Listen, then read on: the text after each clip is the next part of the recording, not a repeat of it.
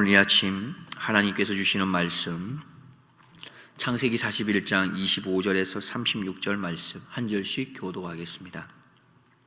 요셉이 바로에게 고하되 바로의 꿈은 하나이라. 하나님이 그 하신 일을 바로에게 보이심이니이다. 7 좋은 암소는 7 해요, 7 좋은 이삭도 7 해니 그 꿈은 하나이라. 그 후에 올라온 파리하고 흉악한 7 소는 7년이요, 동풍에 말라 속이 빈 7 이삭도 7해 흉년이니 내가 바로에게 고하기를 하나님이 그 하실 일을 바로에게 보이신다 함이 이것이라. 온 애굽 땅에 7해 큰 풍년이 있겠고 후에 7해 흉년이 들므로 애굽 땅에 있던 풍년을 다 잊어버리게 되고 이 땅이 기근으로 멸망되리니 후에 든 그 흉년이 너무 심함으로 이전 풍년을 이 땅에서 기억하지 못하게 되리이다. 바로께서 꿈을 2번 겹쳐 꾸신 것은 하나님이 이 일을 정하셨습니다.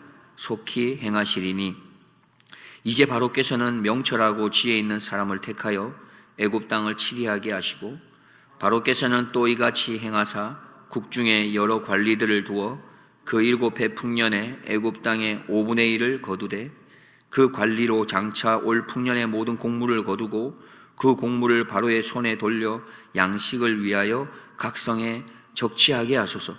이같이 그 곡물을 이 땅에 저장하여 애굽 땅에 임할 7해 흉년을 예비하면 땅이 이 흉년을 인하여 멸망치 아니하리이다. 아멘. 혹시 우리의 삶의 일상 가운데서 이상하리만큼 계속되어지는 그런 반복되어지는 그런 신호를 느껴본 적이 있으십니까?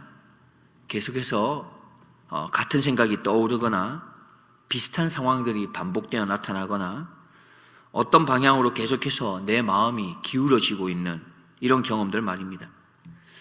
우리는 그것을 우연으로 넘기기도 하지만 성경은 이러한 반복되는 것을 가볍게 말씀하지 않습니다.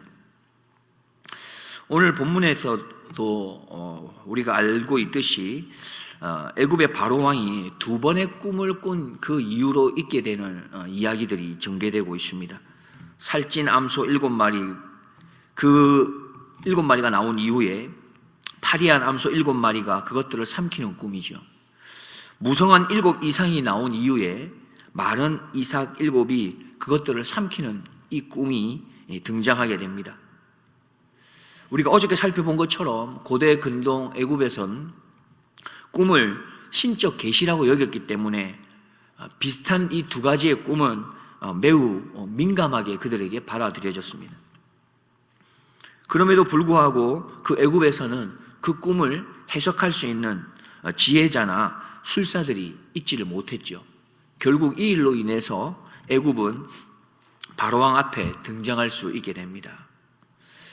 우리는 여기에서 한 가지 잠깐 살펴보고자 합니다. 하나님께서는 하나님이 하실 일을 하나님의 백성뿐만이 아니라 이방인에게도 그대로 나타내 보이신다는 사실입니다. 그런데 중요한 것은 하나님의 사람만이 하나님의 깊으신 뜻을 깨달아 알 수 있다라는 것이죠. 온 세상이 하나님께서 하시는 일을 볼 수는 있습니다. 발견할 수도 있고 찾아낼 수도 있어요. 그렇게 하나님의 신비와 기적과 환상적인 일들을 알 수 있습니다만 세상에 속한 사람들은 그것을 통해 하나님의 깊은 뜻을 깨달아 알지는 못합니다. 그러나 하나님의 사람에게는 하나님의 깊으신 뜻을 알 수 있도록 하는 은혜가 주어지는 것이죠. 어떤 은혜가 주어집니까? 우리가 하나님의 깊은 뜻을 알게 되면 우리 안에 회개라고 하는 은혜가 주어집니다. 용서라고 하는 은혜가 찾아오고요, 십자가의 은혜, 희생과 섬김과 낮아짐이라고 하는 은혜가 우리에게 찾아옵니다. 무엇보다도 영원한 생명에 대한 은혜가 우리에게 찾아올 수 있는 것이죠. 그렇기 때문에 하나님의 깊은 뜻을 깨달아 안 하나님의 사람들, 우리들은 날마다 또 숨쉬는 순간마다 감사와 찬송과 영광을 하나님께 올려드리는 것, 이것은 참으로 마땅한 것입니다. 그러하기에 오늘 하루도 풍성하게 하나님의 기쁨으로 살아낼 수 있는 하나님의 사람, 우리 한 사람 한 사람이 될 수 있기를 소망합니다. 자, 바로의 꿈을 애굽의 모든 술사들이, 세상에 속해 있는 이 애굽의 모든 술사들은 해석하지 못합니다. 그리고 마침내 하나님의 사람 요셉이 등장하게 됩니다. 본문 25절입니다. 요셉이 바로에게 고하되 바로의 꿈은 하나이라 하나님이 그 하실 일을 바로에게 보이심이니이다. 우리가 아는 것처럼 요셉은 이방 땅에서 팔려온 노예이고 어떤 정치적 권력도 없으며 사회적인 어떤 지위도 없는 사람입니다. 그러나 그 요셉에게 분명한 것 한 가지가 있었습니다. 그것은 바로 하나님을 아는 눈이었으며 하나님을 볼 수 있는 눈이었습니다. 그래서 요셉은 말하지 않습니까? 바로의 꿈은 하나입니다. 하나님이 그 하실 일을 바로에게 보이신 것입니다. 라고 말합니다. 요셉은 말하기를 두 개의 꿈이 아니라 그것은 하나의 메시지를 담고 있다 말하는데요. 그는 이렇게 말합니다. 이 메시지의 주체는 바로왕이 아니라 하나님이시라고 선언하고 있는 것이죠. 사실 그 당시에 신적인 권세를 가지고 있는 바로왕 앞에서 이 메시지의 주체는 당신을 위한 게 아니라 하나님의 것이다 라고 말할 수 있는 것은 사실 아무나 할 수 있는 말이 아니었을 것입니다. 우리는 여기에서 요셉의 영적인 통찰을 볼 수가 있겠습니다. 그는 모든 상황, 어떤 상황에 있어도 그 상황의 중심에는 하나님이 계시다라는 것을 알았던 사람입니다. 그 상황의 중심에 하나님을 놓을 수 있었던 사람이지요. 그러했기에 요셉은 꿈의 의미를 설명하기 이전에 먼저 이렇게 말하는 것입니다. 이것이 하나님이 하시는 일이다 라고 그렇게 주저함 없이 선포할 수 있었던 것입니다.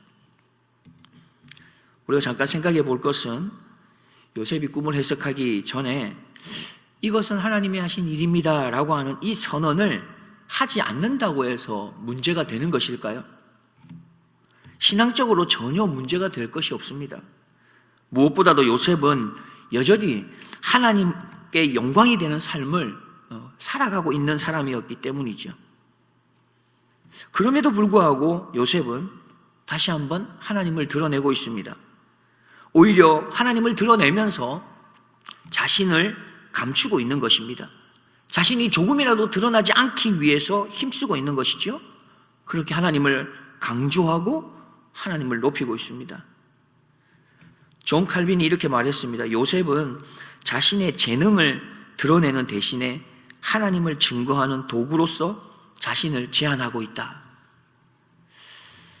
사실 이 부분은 우리가 쉽게 놓칠 수 있는 부분인데요. 하나님께서 우리에게 어떤 능력을 주시거나 통찰을 주시거나 기회를 주실 때에 우리는 나도 모르게 그것이 나로부터 나온 나의 능력이라고 그렇게 생각하는 경우가 참 많은 것입니다. 사실 그것이 우리의 본성일 것입니다. 하나님이 아니라 나 자신을 내 삶의 중심에 두고자 하는 것, 이것이 사실 우리의 본성이라는 것이죠. 그래서일까요? 요셉은 자신의 그 연약한 부분을 너무나도 잘 알고 있었기 때문에 모든 상황 속에서 모든 것이 하나님이 하시는 일이다라고 반복해서 말하고 있는 것입니다. 요셉은 자신을 쳐서 복종시키기 위해서 한 번이 아니라 반복해서 하나님이 하시는 일입니다라고 끊임없이 선언하는 것이죠. 의도적으로 반복하며 선포하고 있는 겁니다. 25절 말씀 우리가 읽었습니다만 요셉이 바로에게 고하되 바로의 꿈은 하나이라 하나님이 그 하실 일을 바로에게 보이심이니라 이렇게 말을 한 이후에 28절에서도 동일하게 말합니다. 내가 바로에게 고하기를 하나님이 그 하실 일을 바로에게 보이신다 함이 이것이라.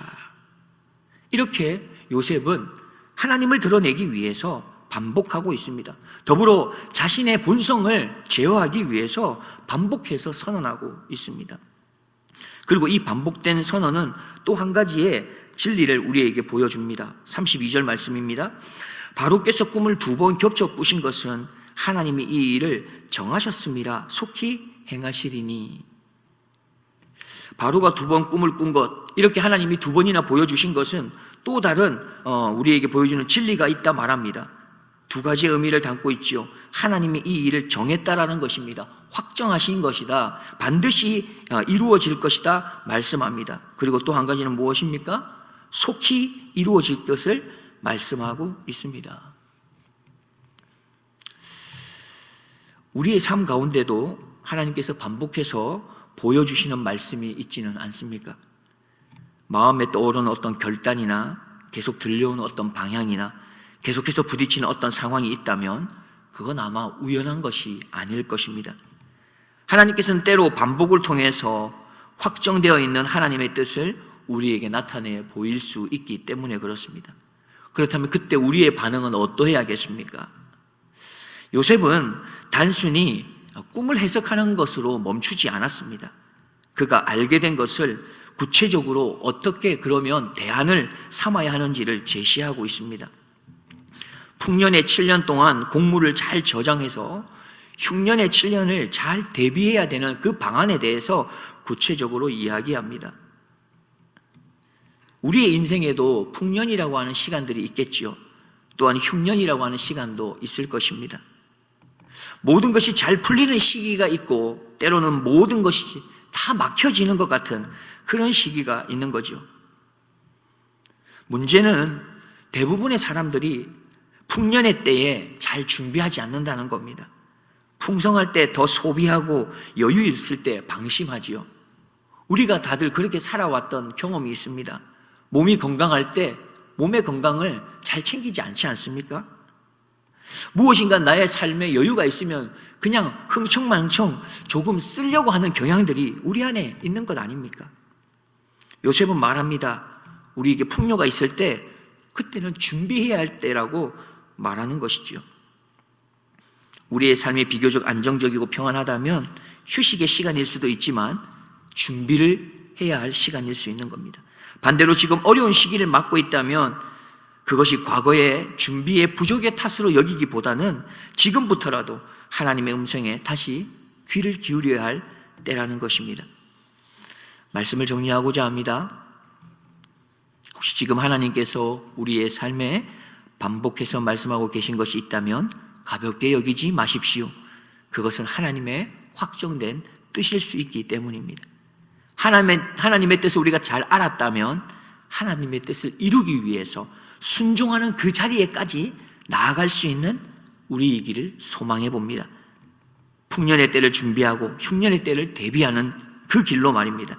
자신을 드러내지 아니하고 하나님을 드러내기를 힘쓰면서 말입니다. 원하옵기는 우리도 무엇을 하든지 이런 고백으로 살았으면 좋겠습니다. 하나님께서 이 일을 하신 것입니다. 하나님께서 나에게 주신 것입니다. 하나님이 이것을 이루신 것입니다. 라는 고백 말입니다. 그런 고백이 우리 안에 쌓이고 쌓일 때에 하나님은 우리를 통해 누군가의 삶을 살릴 수 있는 그 통로로 우리 한 사람 한 사람을 사용해 주실 것입니다. 기도하겠습니다. 하나님 아버지 감사합니다. 무엇보다 감사한 것은 하나님께서 끊임없이 우리에게 먼저 찾아오셔서 말씀해 주시고 들려주시고 때로는 하나님의 깨달음으로 함께해 주신 것을 참으로 감사드립니다. 원하옵기는 하나님의 음성을 잘 듣게 하시고 말씀을 잘 깨닫고 또 앞서서 준비하게 하셔서 하나님께서 반복적으로 들려주시고 보여주시는 그 일이 온전히 잘 이루어질 수 있도록 그 일에 쓰임 받을 수 있는 우리 한 사람 한 사람이 되도록 도와주옵소서. 감사드리오며 우리의 길이요 진리요 생명이신 예수 그리스도의 이름으로 기도드리옵나이다.